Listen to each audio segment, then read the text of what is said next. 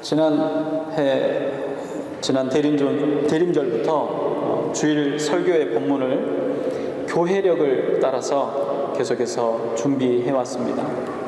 다음 주가 벌써 새로운 대림절 첫 주일입니다. 지난 1년 동안 설교의 큰 그림들은 바로 예수 그리스도의 메시아 되심이었습니다.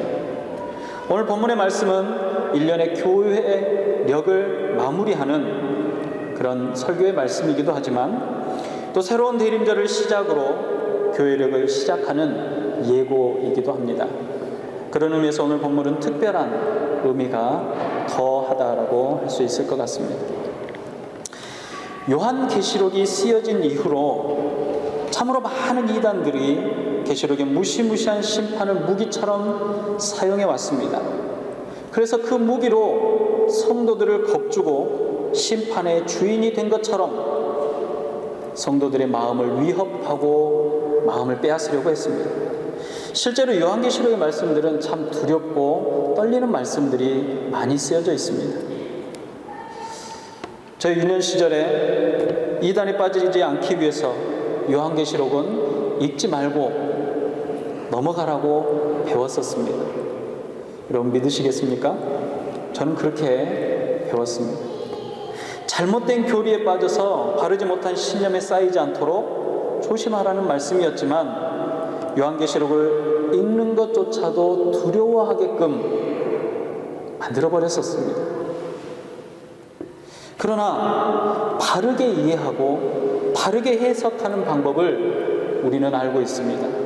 그것은 바로 성령님의 지혜를 구하는 것입니다. 요한계시록은 사도 요한이 유배 생활하던 중에 환상을 보고 기록하던 예언의 묵시록입니다. 요한계시록을 한마디로 정의하자면 위로의 서신서라고 할 수 있습니다. 구약의 다니엘서와 함께 계시를 담고 있어서 지금까지도 많은 부분의 논쟁점들을 안고 있습니다. 그래서 서신서의 여러 가지 내용보다 더 어려워하는 것입니다. 그러나 서신서의 기본을 알고 이해한다면 좀 더 쉽고 안전하게 접근할 수 있을 것 같습니다. 서신서는 편지입니다. 편지는 쓰는 사람과 받는 사람이 반드시 있어야 합니다. 이 편지를 쓰는 사람은 예수님의 사랑하는 제자요 사도입니다. 그리고 이 편지를 받는 사람은 로마와 강경한 유대인들을 피해 숨어서 지내고 있었던 초대교회 성도들이었습니다. 대개 편지 내용들은 이렇습니다. 안부와 인사를 묻습니다. 또 전하고자 하는 말을 합니다. 그리고 당부와 축복의 말을 마친 후에 마지막으로 끝 인사를 하고 편지를 가름합니다.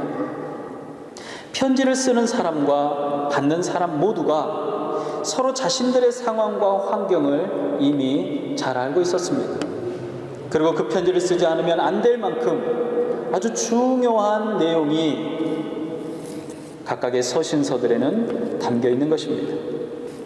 우리는 요한의 편지에 여러 가지 상징적이고 환상적인 이야기들을 명쾌하게 해석하지 못할 수 있습니다. 그렇지만 한 가지 분명한 것은 이 편지가 도대체 왜 쓰여졌는지 이해하고 나면 그 내용도 이해가 된다는 이야기입니다. 기독교인들을 괴롭히는 로마는 강대국과 강경한 유대인들은 어디에나 존재했습니다. 그들을 탄압하고 핍박하는 사람들을 피해서 땅을 파고 지금 초대교회 성도들은 숨어 지내고 있었습니다. 일부는 잡히고 끌려갔습니다. 고문을 당하고 광산이나 노역으로 동용되었습니다. 어떤 이들은 콜로세움의 한가운데서 사람들의 즐거움을 위해서 사자의 공격을 맨몸으로 받아야만 했습니다. 그리고는 순교의 반열에 올랐습니다. 세상은 온통 악으로 가득 차 있었습니다. 예수 그리스도의 복음을 무시하고 그 복음을 지우려고 했습니다. 매 순간 숨죽이며 언제 끌려갈지 모르는 위험 속에서 오늘의 편지를 읽고 있었던 초대교회 성도들은 하루하루를 보내고 있었던 것입니다. 그런 그들에게 사도 요한이 소망을 잃지 않도록 편지를 쓴 것입니다. 그래서 요한계시록은 위로의 서신서입니다. 요한의 편지 속의 징계와 멸망의 주인공은 편지를 읽고 있던 당사자들인 성도들이 아니었습니다. 복음의 편에 서지 않는 이들이 바로 멸망의 주인공들이었습니다. 성도들은 예수 그리스도의 복음으로 인해서 심판으로 오시는 예수 그리스도의 위로와 사랑을 받을 것이며, 모든 피조물이 회복되어질 때 함께 영광을 얻을 것입니다. 맞습니다. 요한계시록은 바로 그것을 기록하고 있는 책입니다.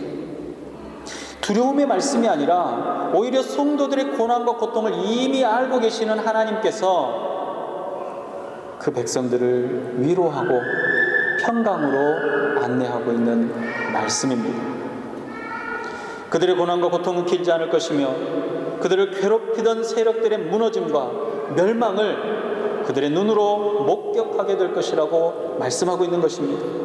로마의 압제와 핍박 속에 힘들고 어렵게 신앙생활을 하는 초대교회 성도들에게 보내졌던 이 서신서는 당시로서는 엄청난 의미를 담고 있었을 것입니다.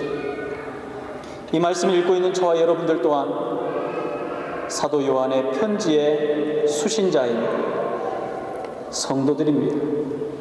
여러분에게도 특별한 위로와 평강이 임하시기를 바랍니다. 본문의 합장에 보면 세 번째의 큰 환상과 그리고 이제 네 번째의 환상으로 접어드는 부분임을 알 수 있습니다. 그리고 오늘 본문은 그것을 시작하는 말씀입니다. 21장 1절은 이렇게 시작합니다. 또 내가 새 하늘과 새 땅을 보니 처음 하늘과 처음 땅이 없어졌고 바다도 다시 있지 않더라. 사도 요한이 네 번째 환상을 보았을 때 옛 하늘과 옛 땅은 없어졌고 바다도 없어져 버렸습니다. 대신 요한의 눈앞에 새 하늘과 새 땅이 나타났습니다. 이전에 악한 세력들, 적 그리스도가 세상을 호령하고 날뛰면서 성도들을 괴롭히던 옛 세계는 사라지고 완전히 새로운 세계가 눈앞에 펼쳐진 것입니다. 그토록 기다리고 소망하던 새 하늘과 새 땅이 성도들의 눈앞에 펼쳐진 것입니다. 2절에 보면 이렇게 말합니다. 또 내가 보매 거룩한 성 새 예루살렘이 하나님께로부터 하늘에서 내려오니 그 준비한 것이 신부가 남편을 위하여 단장한 것 같더라. 사도 요한이 보았던 새 하늘과 새 땅은 하나님께로부터 하늘에서 내려왔다라고 했습니다.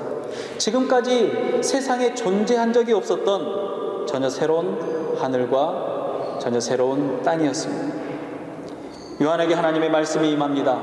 5절입니다. 보좌에 앉으신 이가 이르시되 보라 내가 만물을 새롭게 하노라 하시고 또 이르시되 이 말은 신실하고 참되니 거룩하라 하시고 라고 했습니다.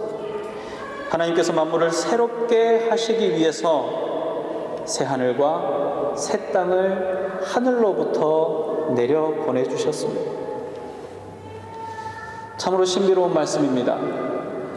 창세기의 말씀을 보면 천지를 창조하시는 하나님의 기사가 소개되어져 있습니다. 그런데 오늘 본문에 새 하늘과 새 땅을 우리에게 허락하신 하나님의 기사가 소개되어집니다. 창세기에는 해와 달과 별이 빛을 비추기 시작을 합니다. 그런데 오늘 본문의 계시록에는 해와 달과 별들의 비춤이 쓸데가 없고 주님 자신의 영광으로 빛나신다고 말합니다. 요한계시록 21장 23절에 보면 이렇게 말하죠. 그 성은 해와 달의 비침이 쓸데없으니 이는 하나님의 영광이 비치고 어린 양이 그 등불이 되심이니라. 또 창세기에는 신라곤입니다. 낙원을 잃어버렸습니다. 그런데 요한계시록에는 낙원을 다시 얻게 되는 기사가 쓰여집니다. 창세기에는 마귀의 관계가 승리하며 인간의 실패가 그리고 저주가 존재했습니다. 그런데 계시록에는 마귀가 결박되고 성도들의 승리가 선포되어집니다. 선악을 알게 하는 열매를 따먹은 아담과 하와는 하나님의 얼굴을 피해서 숨어버렸습니다. 그런데 계시록에는 하나님으로부터 초대를 받은 하나님의 백성, 하나님의 아들과 딸들이 하나님과 함께 영광 가운데 거하게 될 것이라고 말합니다. 창세기에는 생명나무의 열매를 먹지도 못하고 막고 쫓겨나야만 했습니다. 그런데 계시록에는 그 생명나무에 나아갈 수 있도록 허락되었습니다. 처음 하늘과 처음 땅, 나아기를 만들어내던 바다는 이제 없어졌습니다. 왜냐하면 새 하늘과 새 땅이 나타났기 때문입니다. 창세기의 처음 하늘과 처음 땅은 죄로 인해서 오염됐고 황폐해졌으며 저주 아래에 있었습니다. 그 저주 아래 있던 처음 하늘과 처음 땅이 이제 없어진 것입니다. 죄와 악함이 창궐하던 세상, 불안과 공포와 사망이 지배하는 하늘과 땅의 세계가 없어졌습니다. 새 하늘과 새 땅은 가을이 가고 겨울이 오는 것 같은 그런 변화를 말하는 것이 아닙니다. 전혀 새로운 것, 전혀 새로운 종류의 하늘과 그 땅이 하늘로부터 내려온 것입니다. 그것은 이전의 세계를 기억조차 할 수 없도록 바꾸어 버렸습니다. 죄로 오염됐던 만물이 회복되어지는 세상이었습니다. 황폐해졌던 만물이 다시 생기를 되찾고 본질을 되찾게 되는 세상입니다. 저주와 악함이 땅에 편만했었는데 이제는 하나님의 은혜와 평강이 넘치는 땅이 되었습니다. 더 이상 불안하거나 사망의 공포, 두려움 또한 존재하지 않는 전혀 새로운 세계를 사도 요한이 목격한 것입니다. 이 새 하늘과 새 땅을 구약시대 이사야 선지자도 예언했습니다. 이사야 65장 17절은 말합니다. 보라, 내가 새 하늘과 새 땅을 창조하나니 이전 것은 기억되거나 마음에 생각나지 아니할 것이라. 요한이 그 새 하늘과 새 땅을 보았을 때 또한 소리가 들렸습니다. 내가 들으니 보좌에서 큰 음성이 나서 이르되, 보라, 하나님의 장막이 사람들과 함께 있음에 하나님이 그들과 함께 계시리. 그들은 하나님의 백성이 되고 하나님은 친히 그들과 함께 계셔서 모든 눈물을 그 눈에서 닦아주시니 다시는 사망이 없고 애통하는 것이나 곡하는 것이나 아픈 것이 다시 있지 아니하리니 처음 것은 다 지나간.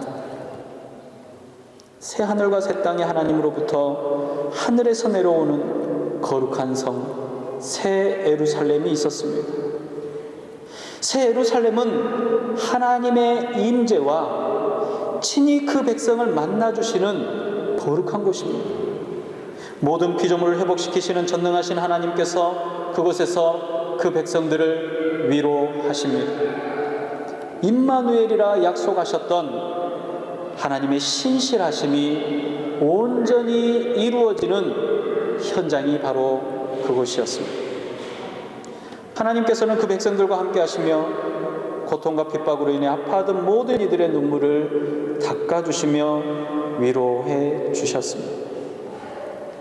그리고 그들을 향해 굳건한 약속을 주셨습니다. 다시는 사망이 없고 애통하는 것이나 곡하는 것이나 아픈 것이 다시 너희를 괴롭히지 못할 것이니 보아라, 처음 것은 지나갔노라. 그러나 이 새 하늘과 새 땅이 모든 이들에게 주어진 것은 아니었습니다. 마지막 8절은 이렇게 말합니다. 그러나 두려워하는 자들과 믿지 아니하는 자들과 흉악한 자들과 살인한 자들과 음행하는 자들과 점술가들과 우상 숭배하는 자들과 거짓말을 하는 모든 자들은 불과 유황으로 타는 못에 던지리니 이것이 둘째 사망이라. 둘째 사망 안에 거하는 존재들도 소개하고 있습니다. 지옥에 관한 이야기입니다. 세세토록 괴로움을 받는 곳입니다. 거역하는 자, 거부하는 자, 세상을 사랑하고 자기만을 사랑하는 자들의 마지막 거처가 두 번째 사망이라는 것입니다. 새 하늘과 새 땅에 하나님께서 친히 거룩한 성 예루살렘을 주신 이유는 만물을 새롭게 하시겠다라는 하나님의 뜻입니다. 피조물이 새롭게 되고 하나님의 백성이 거룩함을 입어 새 사람이 되는 것입니다. 성도에게 허락하신 거룩한 새 사람이 되는 것은 오직 주님의 은혜가 아니고서는 있을 수조차 없습니다. 그래서 오늘 본문 6절 7절은 또 이렇게 말하지 않습니까? 또 내게 말씀하시되 이루었도다. 나는 알파요 오메가요 처음과 마지막이라.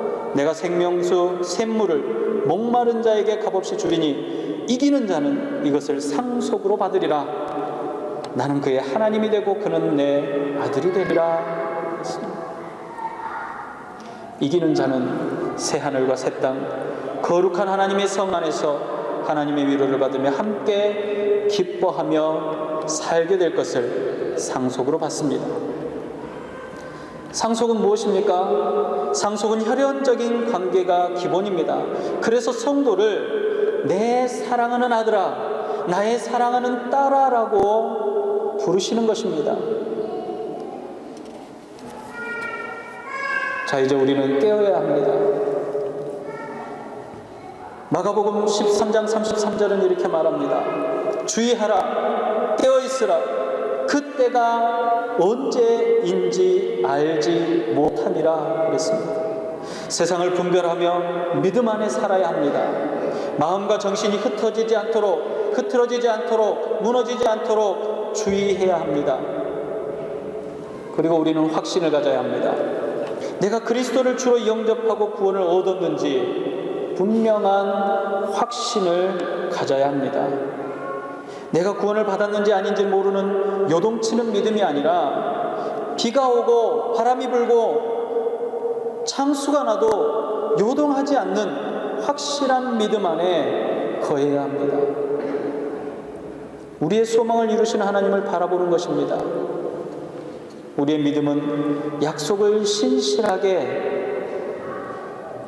지켜주시는, 이루어주시는 하나님입니다. 그 말씀을 통해서 우리의 삶을 통해서 주시는 약속이 이루어지는 그날까지 우리는 인내하고 소망하고 기다리고 얻어내는 것입니다.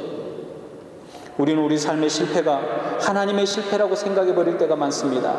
그러나 성도로서 살아가다가 실수하고 넘어질 수 있습니다. 맞습니다. 위협에 굴복하고 비굴하게 타협할 때도 있습니다. 그렇습니다. 그러나 하나님은 절대로 실수하지 아니하십니다. 끝까지 지키시며 소망을 이루시는 하나님을 의지하시기 바랍니다. 사도 요한이 바라보았던 새 하늘과 새 땅 가운데 하늘로부터 내려오는 거룩한 성 예루살렘과 그 안에서 영원토록 그 백성을 위로하시고 평안을 주시는 하나님의 영광을 이제 우리는 보게 될 것입니다. 요한의 편지를 받아들고 현재의 고통과 고난을 웃으면서 이겨냈던 초대교회 성도들처럼 그들의 결단이 오늘 이 말씀에 아멘으로 화답하시는 여러분들의 결단, 저의 결단이 되시기를 주님의 이름으로 축복합니다. 기도하겠습니다.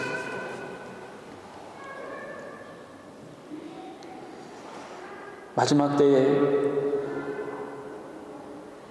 여러 가지 징조들을 오늘날 우리는 봅니다. 주의 백성들이 주님께 나오며 영원한 하나님의 나라를 송축합니다. 그 이유는 새 하늘과 새 땅에 임하는 거룩한 성 예루살렘 성에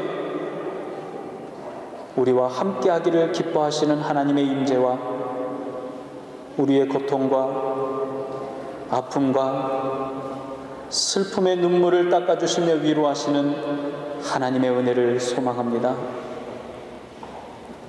먼저 우리에게 허락하시는 구원의 은혜를 감사를 드립니다. 아무런 조건 없이 우리에게 주신 이 은혜가 나에게 왔음을 감사합니다. 그리고 이 은혜를 끝까지 붙잡고 하나님의 날, 하나님의 영광의 날을 목도할 수 있도록 허락하여 주시옵소서. 마지막까지 흔들리지 않는 믿음으로 깨어 기도하며 준비하는 주의 백성들이 다 되도록 허락하여 주시옵소서. 예수님의 이름으로 감사하며 기도드리옵나이다. 아멘.